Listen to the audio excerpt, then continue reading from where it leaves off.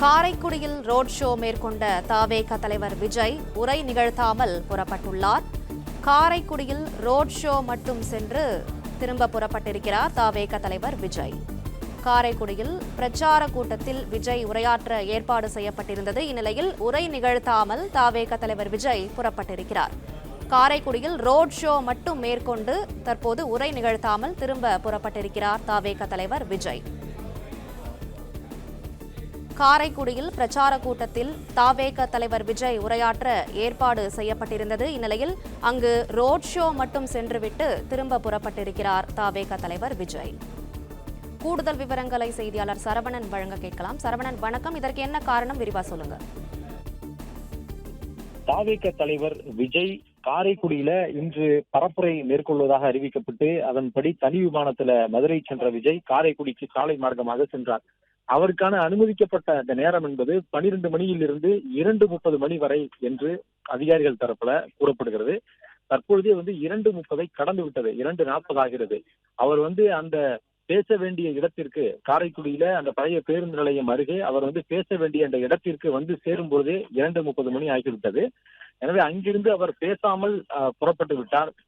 ஒருவேளை அவர் நின்று அங்கு அவருடைய கட்சியினர் முன்னிலையில, திரண்டிருந்த தொண்டர்கள் முன்னிலையில அவர் பேசி இருந்தாலும் விதிமீறல் வழக்கு பதிவு செய்யப்படும். வழக்கமாக இதுபோன்று தலைவர்கள் அவர்களுடைய பிரச்சார கூட்டங்களுக்கு தாமதமானால் வழக்கு பதிவு என்பது வழக்கமான ஒன்று. தேர்தல் நன்னடத்தை விதிகளின் அடிப்படையில அந்த வழக்கு பதிவு அவர்கள் செய்வார்கள். ஆனால் இன்றைய தினம் அந்த நேரத்தை கடைபிடிக்க வேண்டும் என்ற அந்த காரணத்தாலோ அல்லது அதற்கான ஏற்பாடுகள் அங்கு இல்லை, அல்லது அவர் பேசுவதற்கான ஏற்பாடுகள் கூட்டம் அதிகமாக இருந்ததனால் பேசுவதற்கான அங்கு ஏற்பாடுகள் இல்லை என்ற காரணத்தாலோ அங்கிருந்து பேசாமல் புறப்பட்டு விட்டார். பேசாமல் சென்றதற்கான காரணம் என்ன என்று அவர்கள் தரப்புல, தவேக தரப்புல எதுவும் கூறவில்லை. அதாவது விஜய் பொறுத்தளவுல இதற்கு முன்பு நெல்லை, தூத்துக்குடியில் பரப்புரையை மேற்கொண்ட போதும் கூட நெல்லையிலே ஒரு இடத்தில் பரப்புரை மேற்கொண்டார். அதற்கு பிறகு ரோட் ஷோ தான் நடத்தினார். தூத்துக்குடிக்கு சென்ற போது அங்கே அவர் பேசவில்லை, ரோட் ஷோ மட்டுமே மேற்கொண்டார். எனவே ஒரு சில இடங்கள்ல விஜயனுடைய பரப்புரை என்பதே ரோட் ஷோவாகத்தான் இருக்கிறது.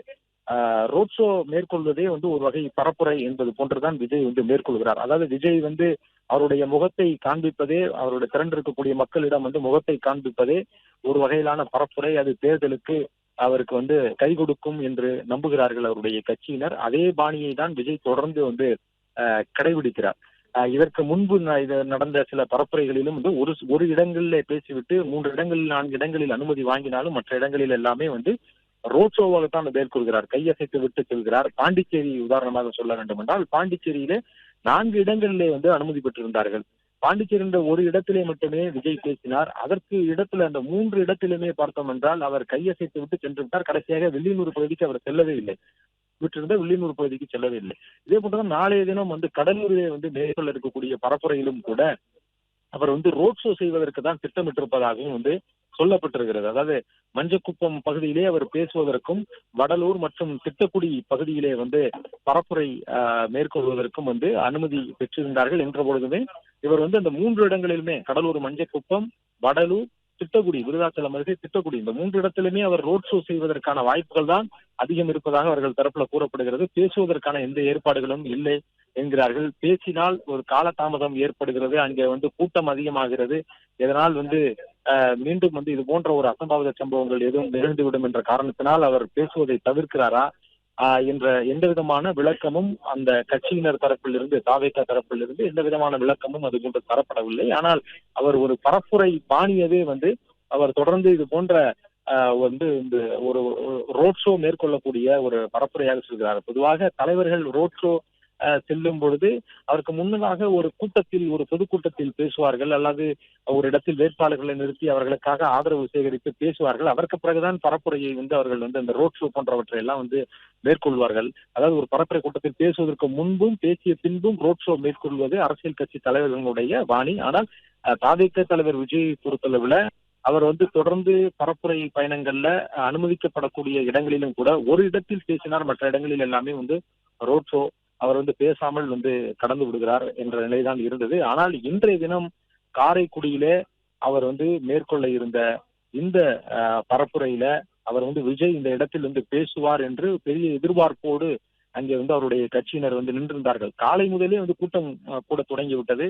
காரைக்குடி அந்த பேருந்து நிலையத்திலேயே வந்து இன்றைய தினம் வந்து இந்த கூட்டத்தின் காரணமாக பேருந்து நிலையத்தையே வந்து அங்கிருந்து மூடிவிட்டு மற்ற பேருந்துகள் எல்லாமே வந்து புதிதாக அமைத்திருக்கக்கூடிய பேருந்து நிலையத்திலிருந்து பேருந்துகளை இயக்கியதாகவும், வழக்கமாக அங்கிருந்து இயக்கக்கூடிய பேருந்துகள் எல்லாம் இன்றைய தினம் அங்கு இயக்கப்படவில்லை என்று தெரிவித்திருந்தார்கள். அந்த இடத்தில் தான் வந்து பெரும் திரளாக மக்கள் வந்து காலை முதலே வந்து சேர்ந்திருந்தார்கள். காரைக்குடி இந்த ஒரு இடத்தில் தான் இன்றைய தினம் அவருக்கான பரப்புரை வந்து அனுமதி பெறப்பட்டிருந்தது. ஆனால் அவர் வந்து இன்றைய தினம் பேசவில்லை. அந்த கட்சியினுடைய வேட்பாளர் பிரபுவை மட்டுமே வந்து அந்த பரப்புரை வாகனத்திலே ஏற்றி பரப்புரை வாகனத்தில் வந்து நிறுத்தி அவர்கள் தொண்டர்கள் மத்தியிலே வந்து அவருக்கு ஆதரவளிக்கும்படி கையசைத்து விட்டு சைகையால் மட்டுமே வந்து வாக்கு சேகரித்து விட்டு ஒரு வார்த்தை கூட பேசாமல் விஜய் அந்த இடத்திலிருந்து புறப்பட்டு விட்டார். மீண்டும் வந்து அவர் மதுரையிலிருந்து தரைமார்க்கமாக வந்தவர் பிறகு மீண்டும் திருச்சிக்கு செல்கிறார். திருச்சி விமான நிலையத்திலிருந்து அவர் வந்து சென்னை புறப்படுவதற்கும் பிறகு நாளைய தினம் கடலூர் பரப்புரைக்கு அவர்கள் திட்டமிட்டிருக்கிறார்கள். கடலூரிலும் கூட இது போன்ற வந்து ரோட் ஷோ மேற்கொள்வது போன்ற திட்டம் தான் வந்து இவர்களுக்கு வந்து இருக்கிறது.